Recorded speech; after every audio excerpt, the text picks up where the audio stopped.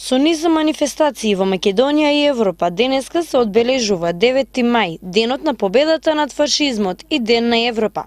Денес и на градскиот плоштад во Кавадарци, на споменикот на револуцијата, положија свежо цвеќе и се поклонија делегација од општина Кавадарци предводена од градоначалникот Александар Панов и делегација од Сојузот на борци Кавадарци.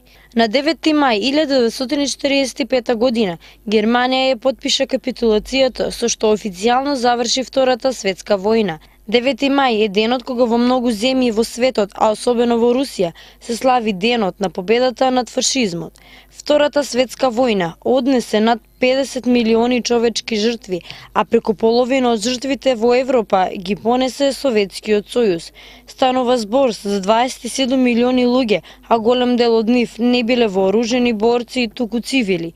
Во Русија овој празник е многу значаен, но тоа не значи дека се прославува само во Руската Федерација.